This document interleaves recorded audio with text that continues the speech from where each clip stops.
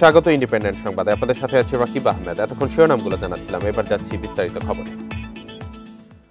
আজ বড়দিন, যীশু খ্রিস্টের জন্মদিন। খ্রিস্টান ধর্মের অনুসারীদের সবচেয়ে বড় ধর্মীয় উৎসব। যীশু খ্রিস্টের জন্মদিন জাঁকজমকপূর্ণ উদযাপনে প্রস্তুত দেশের সব গির্জা। এবারের বড়দিনের প্রার্থনা সংঘাতমুক্ত পৃথিবী আর উদার গণতান্ত্রিক বাংলাদেশ। দেশে ক্যাথলিকদের প্রধান গির্জা রমনার সেন্ট ম্যারিজ। বর্ণিল আলোকসজ্জা আর আয়োজন বলছে এসেছে বড়দিন, প্রস্তুত ক্রিসমাস ট্রি।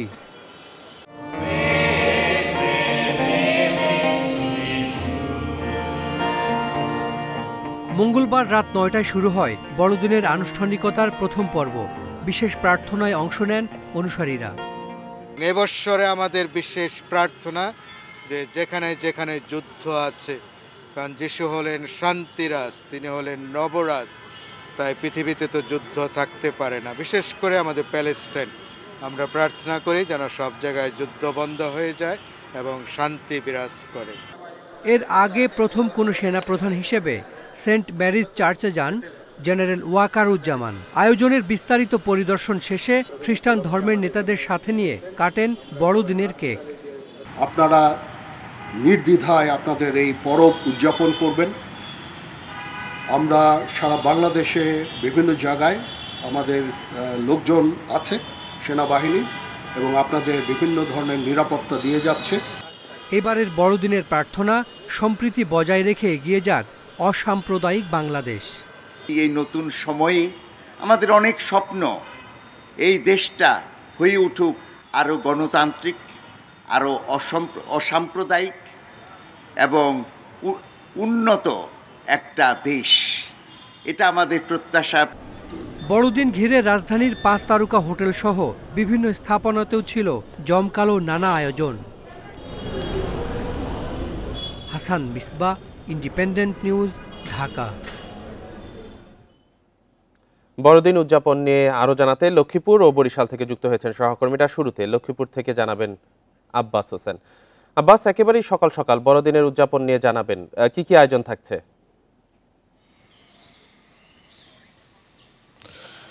আসলে আমি যেখানে রয়েছি এটি লক্ষ্মীপুর শহরের যে জোসেফ যে চার্চ যে গির্জায়, সেখানে আমি রয়েছি। তা আমরা কিছুক্ষণ আগে এখানে যিনি ফাদার রয়েছেন লিওনার্ড, তার সাথে আমার কথা হয়েছে। তিনি যেটি জানিয়েছেন, গতকাল রাত 10:30টায় কিন্তু তারা যীশু খ্রিস্টের যে জন্ম যে উদযাপন উপলক্ষে তারা কেক কেটেছেন এবং তারা প্রার্থনা করেছেন। তারা রাত 12টা পর্যন্ত তারা প্রার্থনা করেছেন। কিছুক্ষণ পরে তারা আবার তাদের যে নানা আনুষ্ঠানিকতা সেটা শুরু করবেন, অর্থাৎ 9:30টার দিকে তারা প্রার্থনার মধ্য দিয়ে আজকের যে আনুষ্ঠানিকতা সেটি শুরু করবেন। অর্থাৎ এই যে খ্রিস্টান সম্প্রদায়ের যে সবচেয়ে বড় যে ধর্মীয় উৎসব, সেটি হচ্ছে আজকের যে বড়দিন। এই বড়দিনে কিন্তু তারা নানান ধরনের আয়োজন করে থাকেন। তবে আমরা এখানে যেটি দেখেছি, কিছুক্ষণ পরে তারা যে প্রার্থনার যে কার্যক্রম সেটি তারা কিন্তু শুরু করতে যাচ্ছেন। এমনটি এখানে যারা যে খ্রিস্টান সম্প্রদায় রয়েছেন তাদের সাথে আমরা কথা বলে এমনটি জানতে পেরেছি। এর বাইরেও কিন্তু আমরা দেখেছি গতকাল রাতে কিন্তু পুলিশ সুপার আক্তার হোসেন এবং সদর থানার আব্দুল মোন্নাফ তারা কিন্তু ঘটনাস্থলে এসেছেন এবং ব্যাপক নিরাপত্তার ব্যবস্থা করেছেন, যেন এই খ্রিস্টান সম্প্রদায়ের এই যে বড় যে উৎসব, এই বড়দিন তারা যেন সুন্দরভাবে শান্তিপূর্ণভাবে তারা পালন করতে পারে, সেই ধরনের ব্যবস্থা নেওয়ার কথা বলছেন পুলিশ প্রশাসনের পক্ষ থেকে। এর বাইরেও কিন্তু আমরা এখানে যারা এই আজকের এই প্রার্থনা দিতে এসেছেন তারা বলছেন যে মানব জাতির যে শান্তি এবং সুখ শান্তি কামনা করে তারা বিশ্ববাসী, বাংলাদেশ সহ বিশ্ববাসীর কাছে তারা প্রার্থনা করবেন, এমনটি তারা আশা করেছেন। তো পাশাপাশি এখানে যিনি ফাদার লিওনার্ড বলছেন, তারা বলছেন যে আজকে তারা এই দিনে অর্থাৎ যীশু খ্রিস্টের যে আগমন ঘটে সেই অনুপাতে তারা মানব জাতির সুখ শান্তি কামনায় তারা প্রার্থনা করছেন। এর বাইরে আমরা দেখেছি যারা যে খ্রিস্টান সম্প্রদায় রয়েছেন তারা কিন্তু একে অপরের বাড়িতে যাচ্ছেন, তারা গির্জা সহ তারা বাড়ি ঘর তারা সাজসজ্জায় তারা সাজিয়েছেন। অর্থাৎ আজকের এই দিনটি তারা সুন্দরভাবে যেন পালন করতে পারে এমনটি তারা কিন্তু আমরা দেখেছি প্রস্তুতি নিয়েছেন বা সুন্দরভাবে তারা পালন করছেন, এমনটি আমরা এই গির্জায় এসে তারা দেখতে পেয়েছি।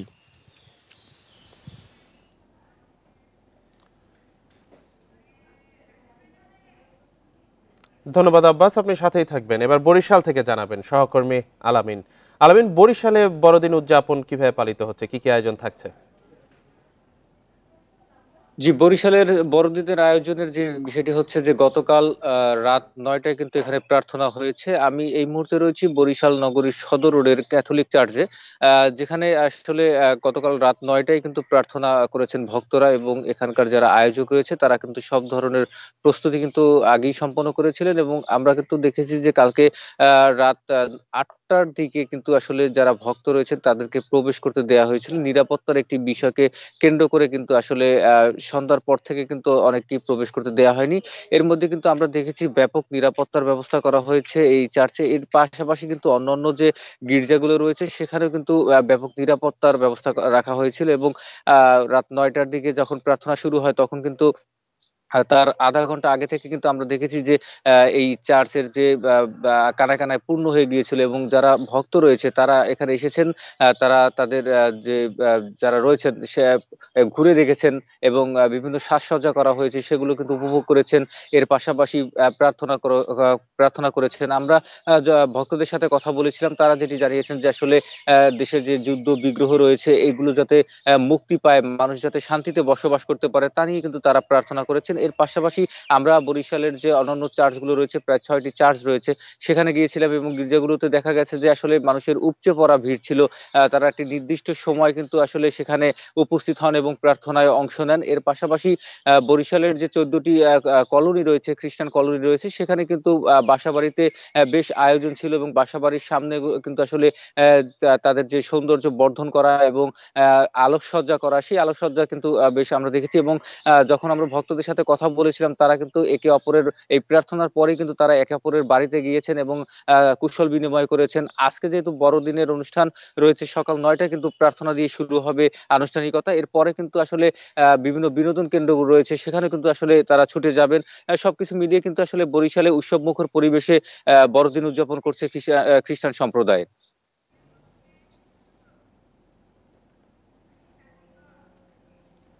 বড়দিন উদযাপনের বিষয়ে লক্ষ্মীপুর ও বরিশাল থেকে জানাচ্ছিলেন আমাদের সহকর্মীরা। নির্বাচিত সরকার দিয়ে এখন দেশ পরিচালনা জরুরি। গণতন্ত্র প্রতিষ্ঠা করা গেলে দেশ থেকে দুর্নীতি ও ফ্যাসিবাদ দূর করা সম্ভব হবে বলে জানিয়েছেন বিএনপি মহাসচিব মির্জা ফখরুল ইসলাম আলমগীর। মঙ্গলবার দুপুরে ঠাকুরগাঁও প্রেস ক্লাবে শীত বস্ত্র বিতরণ কর্মসূচি শেষে তিনি কথা বলেন। এ সময় তিনি বলেন, দেশে জনগণের শাসন প্রতিষ্ঠা করতে হবে, এজন্য নির্বাচিত সরকার দিয়ে দেশ পরিচালনা জরুরি। আর জনগণের শাসন প্রতিষ্ঠা করতে নির্বাচন ছাড়া দ্বিতীয় কোনো পথ নেই বলেও জানান তিনি। যারা আওয়ামী সন্ত্রাসীদের দোসর এবং নিরীহ মানুষের রক্ত ঝরিয়েছে তাদের বিএনপিতে ঠাঁই নেই বলেও হুঁশিয়ারি দিয়েছেন বিএনপি মহাসচিব। দুর্নীতি ফ্যাসিবাদ থেকে গণতন্ত্রকে প্রতিষ্ঠিত করা, রেস্টোরেশন অফ ডেমোক্রেসি, জনগণের যে শাসন সেই শাসনকে স্থাপিত করতে হবে। অর্থাৎ জনগণের যে পার্লামেন্ট, জনগণের যে নির্বাচিত যে পার্লামেন্ট, সেই পার্লামেন্ট দিয়ে দেশ পরিচালনা করতে হবে। দেশের রাজনৈতিক ও অর্থনৈতিক সংকট সমাধানে দ্রুত নির্বাচনের তাগিদ বিএনপির। রাজনৈতিক দলগুলোর সঙ্গে দূরত্ব কমিয়ে নির্বাচনী রোডম্যাপ প্রকাশের আহ্বান জানিয়েছে গণ অধিকার পরিষদ। মঙ্গলবার বিকেলে রাজধানীর গুলশানে বিএনপি চেয়ারপারসনের কার্যালয়ে দলটির নেতাদের সঙ্গে বৈঠক করে গণ অধিকার পরিষদের নেতারা। আওয়ামী ফ্যাসিবাদ অপসারণে বিএনপির সঙ্গে যুগপৎ আন্দোলন করা দলগুলোর ধারাবাহিক বৈঠকের অংশ হিসেবে মঙ্গলবার বৈঠক করে গণ অধিকার পরিষদ ও গণফোরাম। পরে বিএনপি নেতা আমির খসরু মাহমুদ চৌধুরী বলেন, ৩১ দফা বাস্তবায়ন নিয়ে দলগুলোর সাথে আলাপ হয়েছে। বিএনপি নির্বাচিত হতে পারলে সংস্কার কমিটির পরামর্শ সংসদে তুলবে। উপদেষ্টাদের কেউ কেউ বিরাজনীতিকরণের চেষ্টাও করছে বলে মন্তব্য করেন গণ অধিকার পরিষদের সাধারণ সম্পাদক রাশেদ খান। নির্বাচন অতি সত্বর হওয়া দরকার। একটি নির্বাচিত সরকার যত তাড়াতাড়ি ক্ষমতায় আসবে, যে বাংলাদেশের বর্তমান অর্থনৈতিক, সামাজিক, রাজনৈতিক এবং বৈদেশিক যে বিষয়গুলো আজকে আমরা সম্মুখীন হচ্ছি, সেগুলো একটা নির্বাচিত সরকারের পক্ষে দ্রুত সমাধান দেওয়া সম্ভব। নির্বাচন নিয়ে রাজনৈতিক দলগুলোর ব্যাকুলতা সংস্কার কার্যক্রম ব্যাহত করবে বলে মন্তব্য করেছেন যুব ও ক্রীড়া উপদেষ্টা আসিফ মাহমুদ সজীব ভুঁইয়া। মঙ্গলবার সকালে দিনাজপুরের কাহারোলে শীতবস্ত্র বিতরণ অনুষ্ঠান শেষে তিনি কথা বলেন। উপদেষ্টা আরও বলেন, ফ্যাসিবাদী ব্যবস্থার বিলোপের জন্য সরকারি প্রতিষ্ঠান যেভাবে সংস্কার করা দরকার সেই সংস্কারের এজেন্ডা নিয়ে কাজ করছে সরকার। কমিশনের প্রতিবেদন অনুযায়ী সংস্কার করা হবে। তিনি আরও বলেন, প্রধান উপদেষ্টা নির্বাচনের রোড ম্যাপ ঘোষণা করেছেন, তবে নির্বাচন নির্ভর করছে সংস্কার কার্যক্রমের উপর।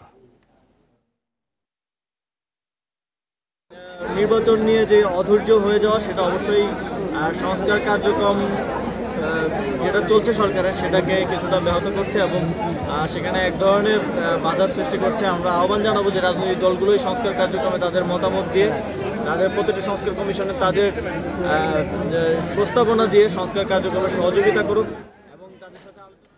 চট্টগ্রামের এলিভেটেড এক্সপ্রেসওয়ে র্যাম্প নিয়ে আবারও দেখা দিয়েছে জটিলতা। এক্সপ্রেসওয়েটির কাজ সম্পন্ন করতে জিইসি মোড় থেকে ওঠার র্যাম্প নির্মাণের কাজ শুরু করেছে সিডিএ। তবে নগরপিতা ও নগরবিদদের আপত্তির মুখে কাজ শেষ হওয়া নিয়ে সংশয়ে কর্তৃপক্ষ। চট্টগ্রামের এলিভেটেড এক্সপ্রেসওয়েতে যানজট বাড়বে এমন ধারণায় গেল অক্টোবরে 15টি র্যাম্পের 6টি বাদ দেয় চট্টগ্রাম উন্নয়ন কর্তৃপক্ষ সিডিএ। বাকি 9টি র্যাম্প নির্মাণের কাজ চললেও নগর পরিকল্পনাবিদরা ব্যস্ততম জিসি জংশন থেকে উঠার র্যাম্পটি নিয়ে আপত্তি তোলে। নগরবিদরা মূল সড়কের প্রশস্ততা কমে যাওয়া ও যানজটের যুক্তি দিলেও সিডিএর দাবি, এই র্যাম্প করা না হলে এলিভেটেড এক্সপ্রেসওয়ে অনেকটাই অকার্যকর হয়ে যাবে। আমাদের 9টা র্যাম্প করছি, তার মধ্যে কিন্তু টাইগার পাস র্যাম্পটা অলরেডি বাদ। তাহলে আপনি যদি জিসি র্যাম্পটাও বাদ দেন, তাহলে মানুষ উঠবে কেমনে? মানুষ এখন উঠতেছে সেই মুরাদপুর এবং 2 নম্বর গেট থেকে। তাহলে তো আমি শহরটাকে তো আমি কানেক্টির মধ্যে আনতে পারলাম না। নগরীর লালখান বাজার থেকে পতেঙ্গা পর্যন্ত প্রায় 15 কিলোমিটার দীর্ঘ মূল এক্সপ্রেসওয়েতে গত আগস্টে যান চলাচল শুরু হয়। তবে লালখান বাজার ও টাইগার পাস অংশে উঠার র্যাম্প না থাকায় পতেঙ্গা যেতে ভোগান্তি হয়। এখানে একটা ব্যস্ততম স্কুল, বাওয়া স্কুল সেখানে রয়েছে। সেখানে সারা চট্টগ্রামের লোক ঘুরে ফিরে ওই জিএসির দিকে তারা আসতে থাকে। কাজে এখানে যানজট আরও বাড়তে থাকবে এবং সেটা কোনো ক্রমে আমরা হতে দিব না। পূব দিকের গাড়ি সবগুলো যদি জিইসির মোড় থেকে উঠতে হয়, তাহলে ওদেরকে 5 কিলোমিটার ঘুরতে হবে। একবার যাবে, একবার আসবে। জনসাধারণকে, নাগরিকদের এই দুর্ভোগ দেবার অধিকার তো তাদের নাই। তবে লালখান বাজার ও টাইগার পাসে র্যাম্প করার সুযোগ নেই বলছে নির্মাণকারী সংস্থা সিডিএ। যারা বিশেষজ্ঞ, যারা এটা প্রতিবাদ করছে জিইসি র্যাম্প নিয়ে, ওরা কিন্তু মিসলিডটা করছে। মিসলিডটা এই জন্য করছে যে তারা মনে করছে যে টাইগার পাসটা আমরা করব, টাইগার পাসে করাটা নিয়ে এটা বন্ধ করতে চাচ্ছে জিইসি র্যাম্পটা।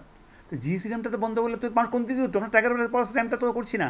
চট্টগ্রাম এলিভেটেড এক্সপ্রেসওয়ে নির্মাণে এখন পর্যন্ত ব্যয় হয়েছে 4,298 কোটি টাকা। Abdullah Rakib, independent news, Chattogram. রক্ষণাবেক্ষণ না হওয়ায় অচল হয়ে পড়েছে ফেনী শহরের বেশিরভাগ সিসিটিভি ক্যামেরা। ফলে যথাযথ প্রমাণের অভাবে পার পেয়ে যাচ্ছে অপরাধীরা। চুরি, ছিনতাই বৃদ্ধি পাওয়ায় আতঙ্কে শহরবাসী। যত দ্রুত সম্ভব সব ক্যামেরা সচল করার আশ্বাস প্রশাসনের। আইনশৃঙ্খলা নিয়ন্ত্রণ ও নিরাপত্তা নিশ্চিতে 2017 সালের জুনে ফেনী শহরের 150টি পয়েন্টে 300 সিসিটিভি ক্যামেরা স্থাপন করে পুলিশ। তবে দীর্ঘদিন ধরে রক্ষণাবেক্ষণ না করায় অচল হয়ে পড়েছে বেশিরভাগ ক্যামেরা। স্থানীয়রা বলছেন, ক্যামেরা নষ্ট হওয়ায় থাকছে না অপরাধের প্রমাণ, ফলে সহজেই পার পেয়ে যাচ্ছেন অনেক অপরাধী। এ সুযোগে বেড়েছে অপরাধের সংখ্যাও। কর্তৃপক্ষে উচিত হবে সিসি ক্যামেরাগুলো সচল করে দেওয়া, যারা অপরাধ চক্রগুলো ধরা খায়। আমরা চাই সিসি ক্যামেরাগুলো যেন খুব দ্রুত লাগানোর ব্যবস্থা জেলা প্রশাসনের কাছে আমরা জোর দাবি জানাচ্ছি। আইন শৃঙ্খলা রক্ষায় ক্যামেরাগুলো দ্রুত সচল করার দাবি জানিয়েছেন স্থানীয় ব্যবসায়ীরাও।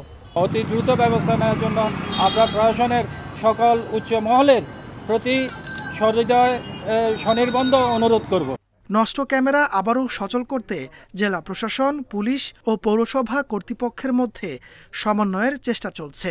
উচ্চ ক্ষমতা সম্পন্ন আমরা সিসি ক্যামেরার মাধ্যমে যে সার্ভেইলেন্স সিস্টেম সেটি আমরা রাখবো এবং সেটি পৌরসভা যেমন তার তত্ত্বাবধানে থাকবে এবং সেটি পুলিশ প্রশাসনও ব্যবহার করতে পারবে। এগুলো নিয়ে আমাদের কার্যক্রম চলমান আছে। আমরা জেলা প্রশাসক মহোদয়ের সাথে কথা বলেছি এবং পৌর প্রশাসক মহোদয়ের সাথে কথা বলেছি। আমরা বসে একটা সিদ্ধান্ত নিতে চলেছি যে এই সিসি ক্যামেরাগুলো আমরা পুনরায় স্থাপন করা যায় কিভাবে। 6 মাসে চুরি, ছিনতাই ও হামলার শতাধিক অভিযোগ পেয়েছে পুলিশ। মামলা হয়েছে 35টি। Independent news. বড়দিনের ছুটিতে বিনোদন কেন্দ্রে বেড়েছে পর্যটকদের সমাগম। এ বিষয়ে আরো জানতে খাগড়াছড়ি থেকে যুক্ত হয়েছেন সহকর্মী সমীর মল্লিক। সমীর, খাগড়াছড়িতে পর্যটন স্পটে, হোটেল, মোটেল, রিসোর্টগুলোয় পর্যটকদের উপস্থিতি কেমন দেখছেন?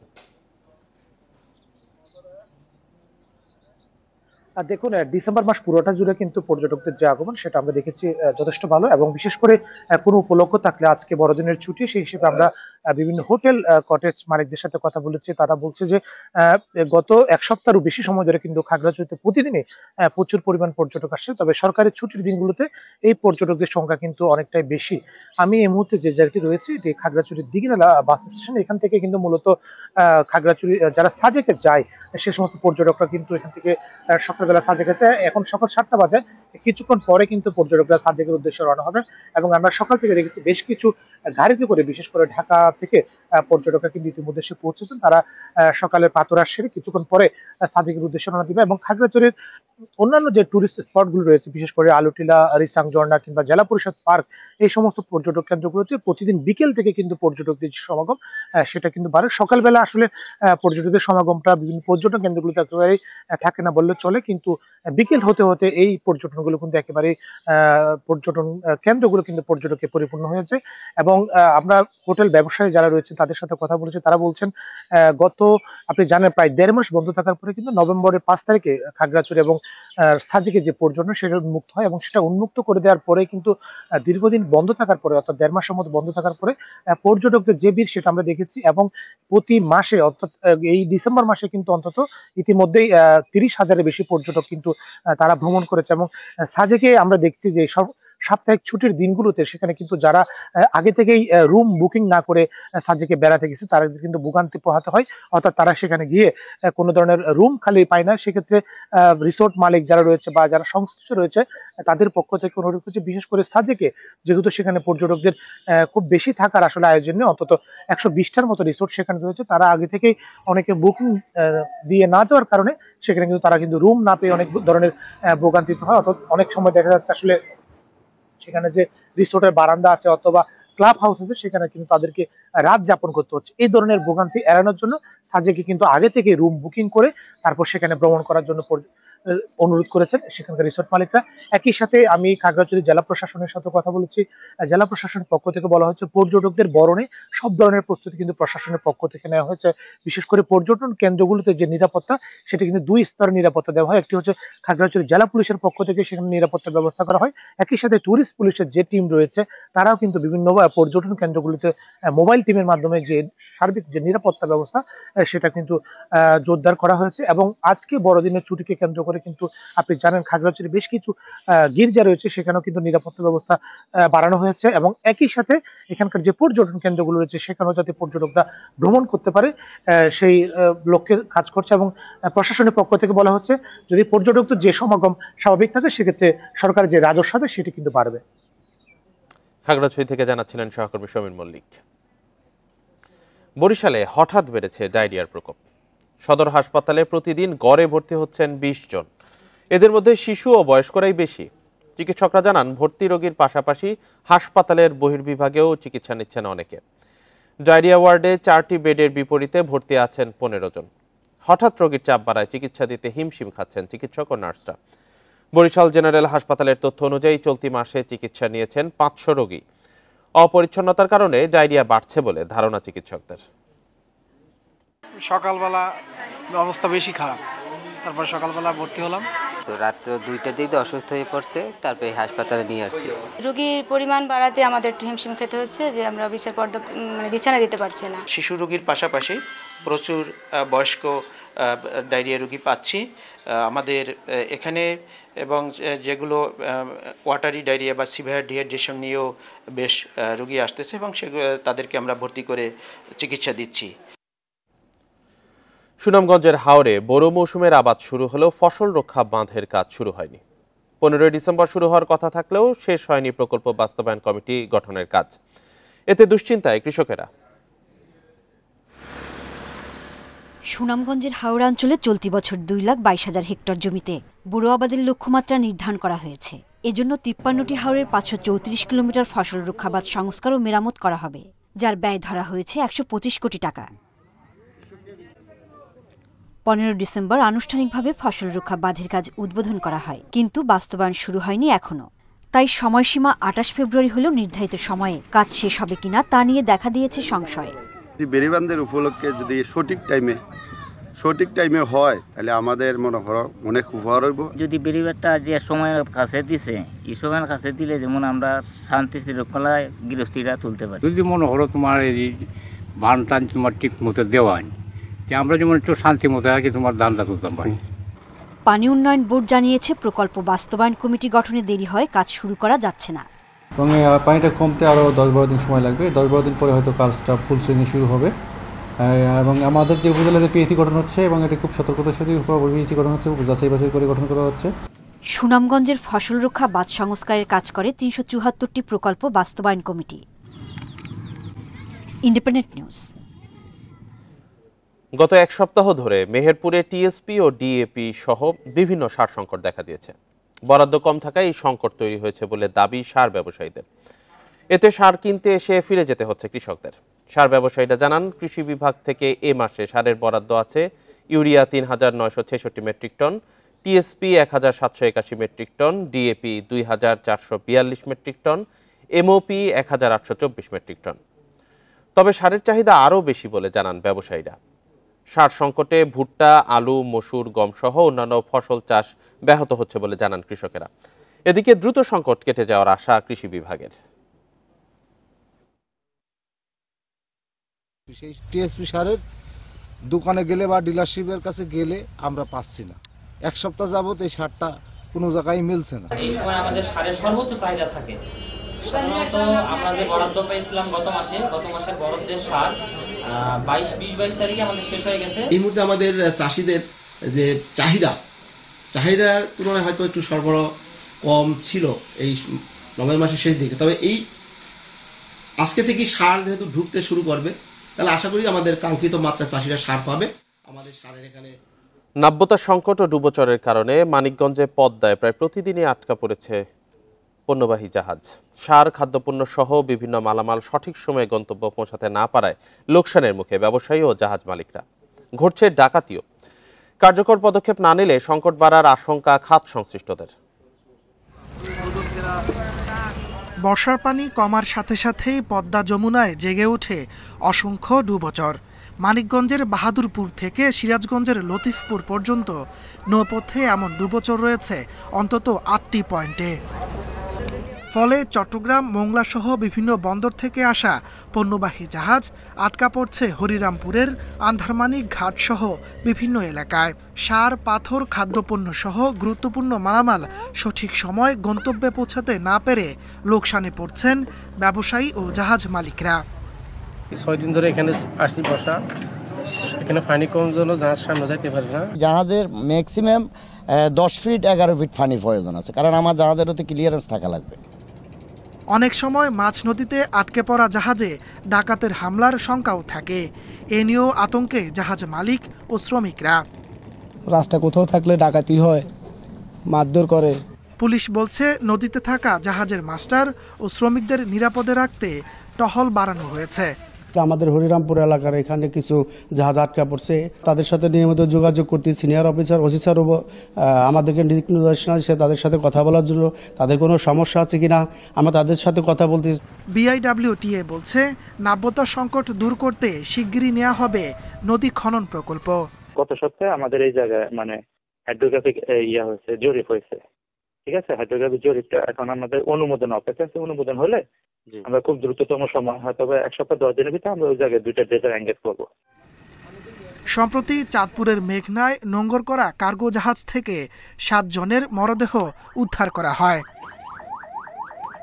Independent news. খাগড়াছড়িতে 4 মাসেও নির্মাণ হয়নি ভেঙে যাওয়া কালভার্টের সংযোগ সড়ক। কালভার্টের উপর অস্থায়ী কাঠের পাটাতন দিয়ে ঝুঁকি নিয়ে চলছে যানবাহন। ফলে বিপাকে আছেন কয়েকশো গ্রামের মানুষ। ভেঙে যাওয়া অংশ নির্মাণের প্রক্রিয়া চলছে বলে জানিয়েছে এলজিইডি। চলতি মৌসুমে 4 দফা বন্যার কবলে পড়ে খাগড়াছড়ি। সবশেষ আগস্টের বন্যায় পাহাড়ি ঢলে মহালছড়িতে কালভার্টের 2 পাশের সংযোগ সড়ক ভেঙে যায়। এরপর নিজ উদ্যোগে তৈরি কাঠের পাটাতন দিয়ে ঝুঁকি নিয়ে পার হচ্ছে যানবাহন। কাঠের পাটাতন হওয়ায় মোটরসাইকেল ও ইজি বাইক ছাড়া ভারী যানবাহন চলতে পারছে না। ফলে চরম বিপাকে পড়েছেন মোবাছড়ি ইউনিয়নের হাজারো মানুষ। গাড়ি আসতে কষ্ট, যাইতে কষ্ট, মনে করেন ব্রিজটা দেখেন না, এগুলো মারমারা তক্তা দিয়ে বানাইছে। কোনো গাড়ি চলাইতে পারছে না, খুব আমাদের রিস্ক হচ্ছে। দ্রুত যেন এই ব্রিজটা মেরামত করা হয়। জিপ গাড়ি ঢুকতো, মাহেন্দ্রা ঢুকতো, সিএনজি ঢুকতো, এগুলো এখন কিছুই ঢুকতে পারতেছে না ব্রিজটার কারণে। শুধু কালভার্ট নয়, সংস্কার করা হয়নি বন্যায় ক্ষতিগ্রস্ত কালভার্টের দুই পাশের সড়কও। যখন পানি উঠেছিল তখন হচ্ছে যে এগুলো পানিতে ভরে গেছিল, তো যেটার কারণে হচ্ছে এখানে রাস্তার ধারেগুলো হচ্ছে যে মানে ভেঙে গেছে। সড়ক সংস্কার পাশাপাশি ভাঙন এলাকায় নতুন কালভার্ট নির্মাণের আশ্বাস এলজিইডির। আমরা চেঙ্গি ব্রিজ থেকে চেঙ্গি নালা পর্যন্ত এই রাস্তার পুরোটাই আমরা ব্রিজের সাথে ওটা সব আমরা করবো আর কি, রিভ্যালুয়েশন করবো, আপনার পুনঃমেরামত করবো, করবো, আপ করবো। মহালছড়ির সাথে মোবাছড়ি ইউনিয়নের যোগাযোগের একমাত্র মাধ্যম কালভার্টটি। এর উপর দিয়ে প্রতিদিন 4 থেকে 5,000 মানুষ চলাচল করে। Independent news. আর এই ছিল এখনকার সংবাদে। ইন্ডিপেন্ডেন্ট টেলিভিশনের সব খবর আরো বিস্তারিত জানতে চোখ রাখুন ফেসবুক, ইউটিউব, এক্সে। এতক্ষণ সাথে থাকার জন্য ধন্যবাদ সবাইকে।